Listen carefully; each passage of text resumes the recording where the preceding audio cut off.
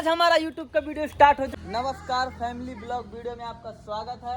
और आज हम सब लोग पूरी की पूरी फैमिली हमारी आई हुई है रोड वाले घर में। और रोड वाले घर में जैसा कि देख सकते हो अंशु, निर्जला, माजी और कौशल्या आज बना रहे हैं पूरी। और क्या है माजी? सब्जी। सब्जी किस चीज की बना रहे हो माजी?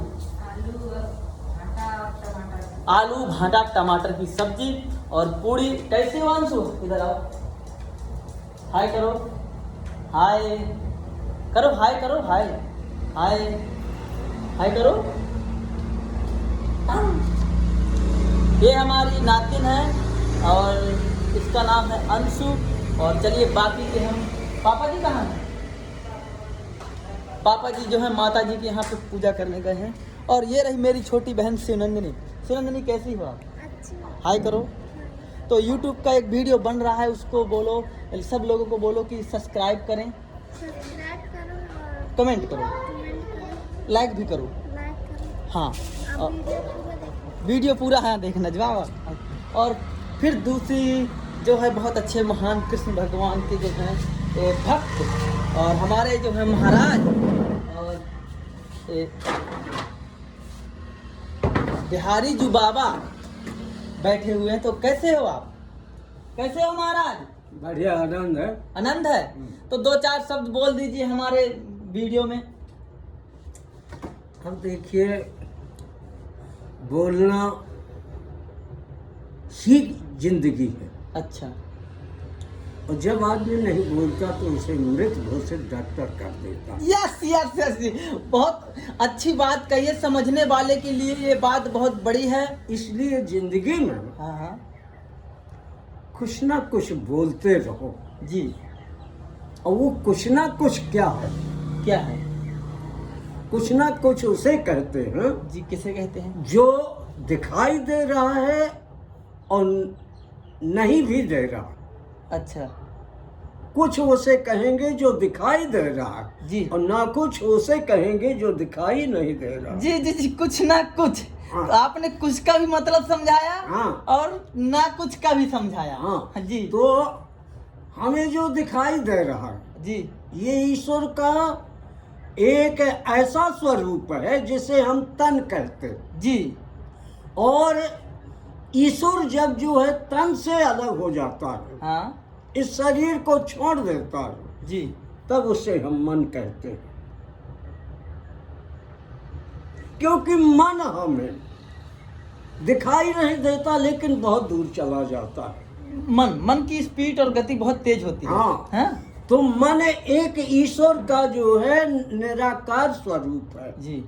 आप मन की शक्ति से ज्यादा किसी चीज में नहीं होता है। जैसे आपका मन जब शरीर से मन बाहर हो जाता है, हाँ उस भगवान को हम निराकार कहते जी। हैं। वैसे गीता में भी उन्होंने अर्जुन को सूक्ष्म में समझाया कि इंद्रियां नाम मनस्सास्मि, इंद्रियों में जो मन है वो मैं हूँ और इंद्रियां देवता हैं।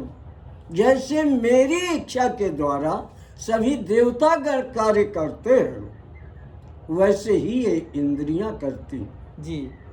उन्होंने बताया कि हे अर्जुन, इंद्रियों को बस में करना ये सबके बस की बात नहीं। क्यों? और उनको मन को पढ़ना ये सब ये बस की बात नहीं है, इंद्रियों को बस में करना। अच्छा। क्योंकि वो देवता हैं जी। और उन देवताओं को तो हम तभी बस में कर सकते हैं जब उनकी सच्ची सेवा हो। अच्छा, प्रेम के बारे में आप क्या कहना चाहते हैं? प्रेम प्रेम एक संसार का वह तत्व है जी कि अगर आप किसी के भी प्रति प्रेम करें जी तो उसी स्वरूप में आपको ईश्वर प्राप्त हो जाएगा। जी। अगर आप किसी भी रूप में किसी पशु पक्षी के या किसी जानवर के, हाँ। किसी मनुष्य के, किसी स्त्री के, किसी अपने अन्य किसी के भी जी वृक्ष के द्वारा प्रेम करें, वृक्ष से प्रेम करें तो वृक्ष में ही ईश्वर आपको नजर आएगा। केवल ईश्वर को प्रेम ही प्रिय है। और आजकल लोग प्रेम की परिभाषा पाप में बदल देते हैं। मैं कहता हूँ यही बात पॉइंट पकड़ना है। मेरे यारो, प्रेम को पाप में ना बदलो।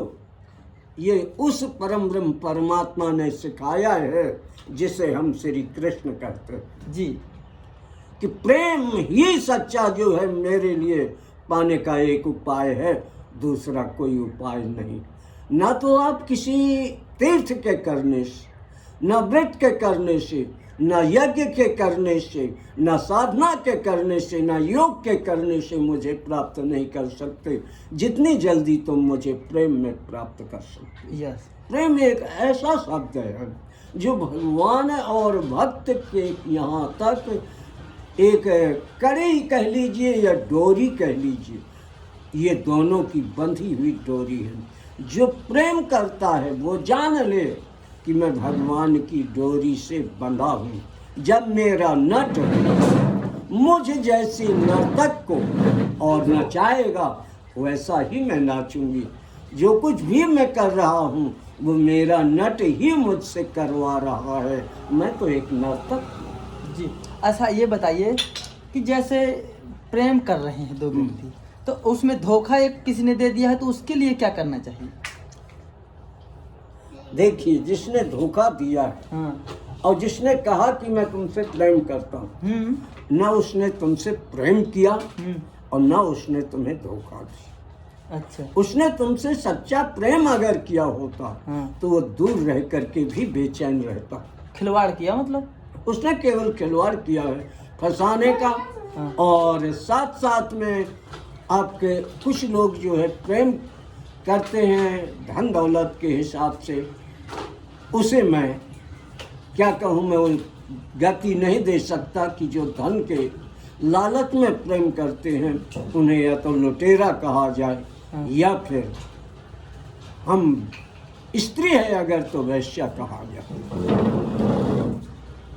जय, ये बड़ा अच्छा कहा आपने।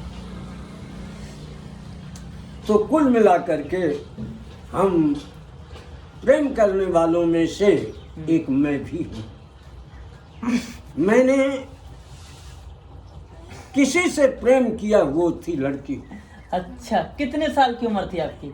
मेरी उम्र रही होगी उस समय शायद 18 साल। और वो लड़की की? उस लड़की की उम्र रही होगी मुझसे ज़्यादा 20 साल। ओके। लेकिन दोनों हाँ, हम एक दूसरे के बिना रातों दिन न रह सकते थे, अच्छा ये पूरा गांव जानता था। अच्छा। लेकिन आज भी मैं किसी देवता के सामने साक्ष्य दे करके कह सकता हूँ, अग्नि परीक्षा जिसे कहते हैं, कि मैंने उससे बुरी नीयत से प्रेम नहीं किया। कहा भी था मैंने कि मैं प्रेम चाहता हूँ, आबरू नहीं। मैं किसी की इज्जत लूटने के लिए प्रेम नहीं करता। मैं केवल तुमसे अगर प्रेम करता हूँ तो एक इंसानियत के नाते, तुम्हारे रूप के नाते, और रूप जहाँ है वहीं रूपमान है, भगवान है। तो आज आपके कितने बच्चे हैं? आज मेरे जो है तो 2 ही बच्चे हैं। 2 बच्चों में जो है तो एक बच्चे के एक बच्ची, एक बच्चा है, और एक के 3 बच्ची और एक बच्चा है। इस तरह से मैं नातियों से भी संपन्न हूँ। अच्छा। और नातनों से भी संपन्न हूँ। हाँ। दोनों बहुएं ऐसी लगती हैं कि वो मेरी दोनों बेटियां हैं। आज मैं उन्हें बेटी का दर्जा देता हूँ। कभी भी मैंने उसे उन दोनों को अपनी वाणी से बहू नहीं कहा। बहू शब्द का अर्थ मैंने निकाला कि जो घर को बहा दे, बिगाड़ दे, उसका नाम बहू है। और जो बेटी है वो हर बूढ़े की, बुढ़ापे की बेटी है, सहारा है। वो कभी अलग नहीं कर सकती परिवार को। वो हमेशा परिवार को सम्मिलित रूप में रख करके। तो बहू को बेटी माना जाए? हाँ, मैं दोनों को बेटियां मानता हूँ। और आज भी उन्हें भाई या नाम लेकर के पुकारता हूँ। भाई पूजा, भाई क्रांति। हाँ। अगर मुझे आपकी बहुओं का नाम बहुत अच्छा है। हाँ, तो मैं दोनों को नाम लेकर पुकारूंगा और बड़े प्रेम से पुकारूंगा। बल्कि अगर कोई मेरे सामने बहू कह देता है तो मुझे गाली सी लगती है। अच्छा ये बताइए, आप कृष्ण भगवान की पूजा कितने सालों से कर रहे हैं? किस भगवान की? कृष्ण कृष्ण कृष्ण की ये तो मैं नहीं बता सकता कि मेरे पूर्वज कितने दिन से पूजा कर रहे हैं। अच्छा। और हम ये अंदाज बता सकते हैं कि हम 13वीं 14वीं पीढ़ी में हैं। अच्छा। जो हमारे पूर्वज श्री कृष्ण के मंदिर में जो है पूजा करते रहे और आज तक उन्होंने किसी से न मांगा न लिया न दिया। जो कुछ उनके पास था उसके द्वारा वो श्रद्धा से जन्माष्टमी रामनवमी मनाते रहे। यहाँ तक के गांव वालों की कहने पर उन्होंने जल विहार किया। गांव में जो कुछ मिला वो पा लिया, जो दिया सो बांट दिया। कुल मिलाकर के हमारे पूर्वजों का स्वभाव कृष्ण प्रेम था। उन्हीं के पुण्य प्रभाव से आज मेरी आगे की भी पीढ़ियां सब कृष्ण प्रेम में रंगी हुई दिखाई देती हैं और वो कृष्ण प्रेम को ही सच्चा प्रेम समझती हैं। जी। तो अभी हमारा वीडियो बन चुका है और बोलिए कि वीडियो को लाइक करो, वीडियो को लाइक करो। अब मैं ये तो नहीं कह सकता, ये तुम्हारी मर्जी की बात है। मैं इतना बड़ा प्रवक्ता भी नहीं हूँ कि मैं किसी दुनिया के सामने ये बात कहूँ, लेकिन इतना मुझे पूर्ण विश्वास है कि जो लोग मेरी वाणी को सुनेंगे उसे गौर से सुनेंगे और समझेंगे तो उनको काफी लाभ मिलेगा। हाँ, ये मेरा यथार्थ है कि सुनने के लिए नहीं कहा जाता है, वो लोग वीडियो देखेंगे। हाँ, देखने के बाद वीडियो को लाइक करने का ऑप्शन आता है। हाँ। तो उनको ये कहा जाता है कि लाइक कर दीजिएगा। मतलब जब इतने टाइम अपना देखा है तो एक बार स्क्रीन में दबा दीजिएगा। हाँ। ये कहा जाता है। तो आप उनको एक बार कह दीजिए। आप अपनी भाषा से जो कुछ भी तुम्हें करना हो, हाँ, कर वो आप कर सकते हैं। जी। मैं नहीं कहूँगा।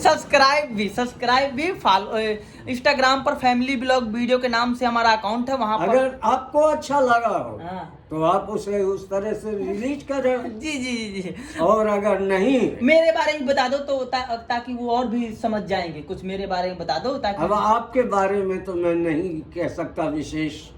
ये मेरे दिल में जितनी विशेषता है वो मैं अगर मुँह से कहूँ तो थोड़ी ही कही जाएगी। हाँ। क्योंकि मैं आपके स्वभाव को देखता हूँ जी कि आप अपने गांव के सभी छोटे बड़े बच्चों को जी फ्री एक तो शिक्षा दिलवाते हैं, जी। दो तीन मास्टर रखते हैं जी और ये व्यवस्था करते हैं। आपके देवी देवताओं के जो है स्थानों में बड़ी आस्था है, जिनका आप जो है निर्माण कार्य करवाते भी हैं और अगर अधूरा रह जाता है तो पूर्ण करने के लिए सोचते भी हैं। जी। और आपकी जो विचारधारा है वो मुझे ऐसा लगता है कि वो मनुष्यों की तरह नहीं है, वो किसी देव पुरुष के ही अंदर ऐसी भावना। ये सब आपका आशीर्वाद है और हम सत्य और धर्म के साथ हमेशा रहते हैं। तो और ऋषियों की जो प्रथम भक्ति होती है तो उनका भी हम बहुत मान रखते हैं। तो हम यही कहते हैं कि ये दान भी एक सबसे बड़ा है कि गांव के बच्चों का सुधार करना, यह एक गांव का सुधार होना है। वैसे मैं कहूँ कि इतना बड़ा कार्य क्या कोई और नहीं कर सकता, कर सकते हैं, लेकिन उनकी भावना नहीं है और वो धीरे धीरे जिस धन के अभिमान से वो ये चाहते हैं कहीं हमारा धन ना खिसक जाए, वो खिसक भी रहा है।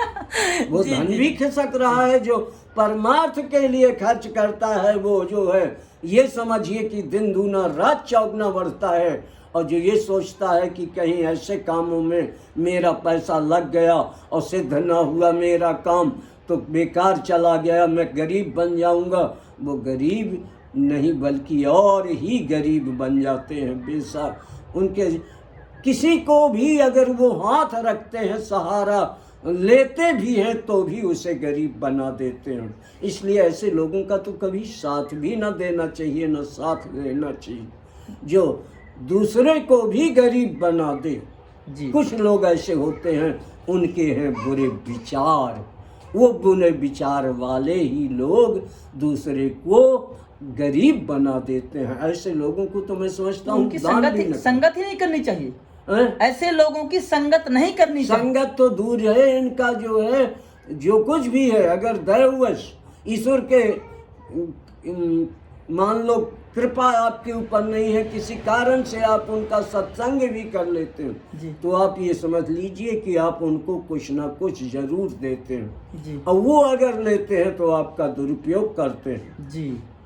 हाँ, क्योंकि उनके पास वो अच्छाई भावना ही कभी नहीं पैदा हुई, उन्होंने अच्छा संग नहीं किया, इसलिए वो जो है अच्छी चीज में कभी वो लगा भी नहीं सकते जो तुम्हारे द्वारा प्राप्त करते हैं। मेरा ये मत है कि आप अच्छे लोगों का ही संग करें। 14 मिनट का वीडियो बन चुका है, 15 का हो गया है। अभी हम वीडियो को खत्म करते हैं, भोजन करते हैं थोड़ा देर में, ठीक है महाराज?